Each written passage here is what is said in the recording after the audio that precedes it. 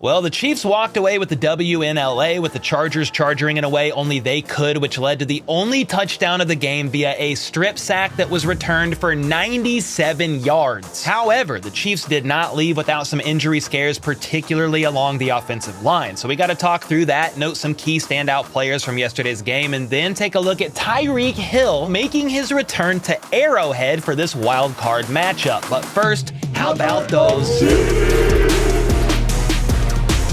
All right, so the Chiefs just beat the Chargers in an absolute banger of a game that featured 6 field goals, 11 punts, 1 defensive touchdown, the only touchdown of the day, and it showcased backup QB Easton Stick battling it out against backup QB Blaine Gabbert. And while the outcome of this game didn't really matter, the Chiefs remained the 3 seed in the playoffs regardless, and the Chargers were out of the playoffs either way. It was definitely a fun-ish, non-stressful game for Chiefs fans to just sit back, relax, and watch many of their backups go at it in what felt like a preseason game, basically. For the offensive line, we saw Creed Humphrey, Trey Smith, and Joe Thuney trickle in as needed from time to time, but players like Nick Allegretti, Mike Caliendo, Lucas Niang, and the rookie left tackle Wanya Morris saw most of the work. That was until Wanya Morris left the game due to a head injury and was ruled out with a concussion. You then saw Jawan Taylor work in as the left tackle with Lucas Niang at the right, and then Jawan Taylor got rolled up on awkwardly shortly after, which caused him to leave the game as well, and left guard Joe Thuney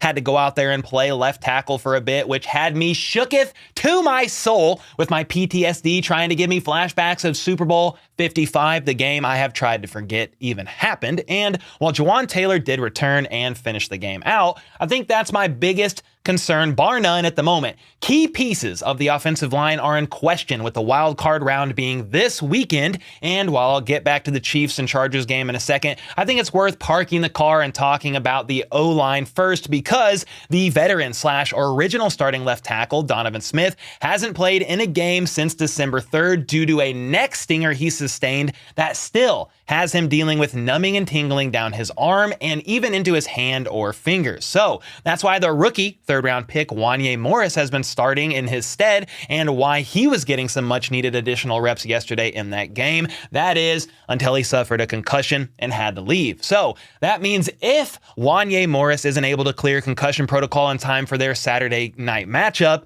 more on that in a bit, that means Donovan Smith will be looked at to see if he can play. However, my confidence in Donovan playing isn't extremely high since he's been out for a month, and just last week they tried to give him a full go at Wednesday's practice and then shut him down, not practicing at all on Thursday or Friday. So my hope is currently on Wanya being able to clear concussion protocol quick enough, even though he has one less day than a typical Sunday game, because my confidence in Donovan Smith is pretty low. And if neither of them are good to go, hopefully that does not mean Jawan Taylor has to switch to the left side and Lucas Niang then plays on the right, because again, that's what they did for a little bit yesterday until Taylor got injured or had to leave the game, and Joe Thuney had to play on the left for a bit in his stead, which honestly, Thuney at left tackle could be a real possibility with somebody like Nick Allegretti playing left guard, but hopefully it doesn't come down to all that. It also doesn't help that their trusty swing tackle in Prince Tega Wanogho was placed on IR back in September and has yet to return. And while you could see a miracle in his return window maybe opening up this week, I'm not going to bank on that either. On top of all that, I hope and pray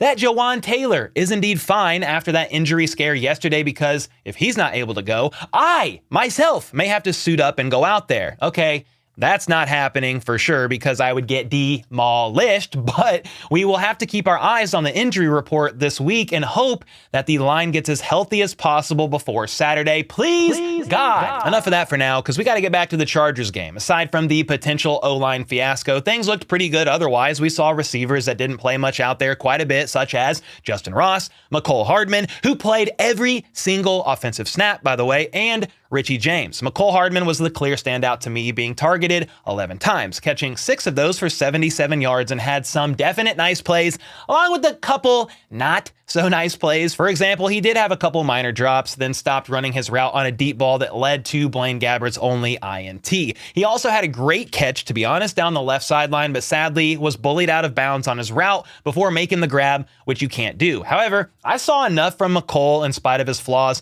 that I think you almost have to put that guy out there in rotation with the others this weekend. He's got speed and was looking real nice on his intermediate routes, especially. What the heck is it going to hurt? MVS out there? I mean, give Mecole some of his reps or switch it up and just find ways to get him out there, especially if Kadarius Toney doesn't play. He has now not played 3 games in a row with this hip injury he's been battling with, and who knows if he's back for the wildcard game or not. I definitely hope they at least give Mecole some more thought. As far as Justin Ross is concerned, though, he had one pretty nice catch that Blaine Gabbert threw too high, but overall didn't do too terribly much outside of that, eventually leaving the game with a hamstring injury, which is tough because I was hoping to see a bit more from Ross in this game. Then, running back Perine was the workhorse for the day and honestly did pretty well in my opinion. He had 21 carries for 76 yards and 3 catches for 33 through the air, 99 scrimmage yards from him. Not too shabby, and Perine could possibly shape up to be in the running back rotation moving forward in 2024, but that is a discussion for another time. And before I move over to the defense, I do want to talk about Blaine Gabbert, who I think played an okay game, though early on he was juiced up on adrenaline, or quite possibly Mountain Dew, and was overthrowing people left and right. Ultimately, he finished 15 of 30 for 154 yards and that one INT from the play Hardman quit running his route on. And I think most of you may have been thinking what I was thinking when watching Blaine Gabbert out there, and that is, I miss Chad Henne. But hey, Henne's retired. Gabbert is now here, and he played an okay game out there considering it was basically with the entire second team offense, and it was good for him to knock some rust off before the postseason, just in case, though I surely hope Mahomes stays healthy. Next up, if you're looking for the best and easiest place to play fantasy sports for the NFL playoffs, look no further than Underdog Fantasy, the season-long partner of the channel. Underdog has a lot of tournaments to choose from right now for the postseason, including Playoff Weekly Winners 2 featuring $100K in total prizes, the Gauntlet where the winner takes home $150K in prizes, the Little Gauntlet featuring $200K in prizes, and much more. And most of these are super easy to play and only take 3 to 6 minutes to complete, so make sure to check those out ASAP. Then don't forget that any new customer who signs up using code HBTC or the sign up link in the description will get a 100% deposit match up to $100, as well as a pick'em special in the lobby. These specials are pretty much always easy W's to help you win up to 20x on your money by picking higher or lower on your favorite player's stats. And if you aren't super confident, you can always turn on pick'em insurance, which will give you a little wiggle room on your entries. On top of that, you can even spice up your pick'ems with scorchers and boost your total payout so you can win up to 100x your money on pick'em entries. So make sure to head on over to the Underdog website or app. Both are super easy to navigate, and use code HBTC at sign up to help support the channel and get your first deposit of up to $100 matched, plus a pick'em special in the lobby. Then on the defensive side of the ball, starting with the D-line, the first round pick FAU saw plenty of snaps, racking up a couple tackles for loss and got a pressure or two, and I think it was a good step forward from him, but he still left more to be desired, and hopefully, with a full offseason of training and all that, we get more from him indeed next season. Another rookie in BJ Thompson got some reps out there as well, showing some nice flashes. He needs probably another offseason as well, but I may have been most impressed with defensive end Malik Herring, who was actually the highest graded defensive player on the team, looking nice in run defense, but then started standing out even more towards the end of the game. Another player who stood out was, no surprise when you hear his name, defensive tackle Chris Jones, who was out there trying to get one more sack. It would put him on 10.5 sacks for the season and would trigger a $1.25 million bonus. And during this game, he racked up 8 pressures, a 25% pass rush win rate, and with 4 minutes left in the third quarter, Chris Jones finally got home to stick, who was unable to get away this time. And after that happened, Chris Jones hit his bonus, and the entire team lost their minds in celebration, with everyone hyping him up, even offensive players like Patrick Mahomes, Pacheco, and more. Of course, Chris Jones was excited because he's just trying to make back some of the money he lost due to holding out through training camp, preseason, and even week 1. It feels amazing, right? I lost so much money holding out.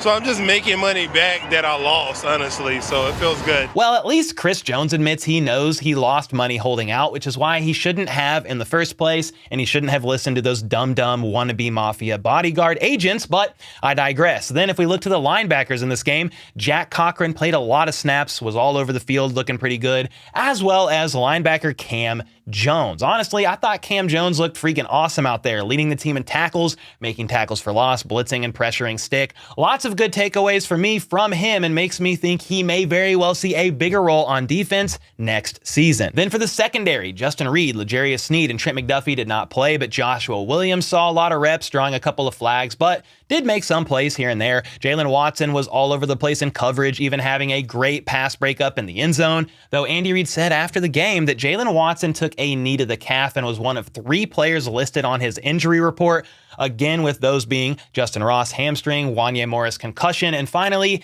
Jalen Watson. Now, I thought rookie safety Chamari Connor looked nice out there as well, making tackles and getting some valuable reps, though he's been working in on defense off and on all season. And then let's get to the biggest play of the game from another safety, a play that happened on the Chargers' first drive of the game after KC quickly went 3 and out. Easton Stick led LA down the field and got dangerously close to scoring. That is until defensive end Charles Omenihu had other plans on 3rd and goal, as he made a great play on Stick, stripping the ball out of his hands, and the ball hawk himself, safety Mike Edwards, scooped it up and took it 97 yards to the house, giving the Chiefs a lead they would hold for the rest of the game. And with that fumble recovery, Mike Edwards now has the 2nd most touchdowns for any defensive player in the league since 2021, a truly impressive accomplishment. And before I move on from this game, it's worth noting that the Chiefs defense completely stood the Chargers up at the goal line near the end of the 4th quarter, and Blaine Gabbert then had 4 minutes to lead a game-winning drive with KC trailing by 2, and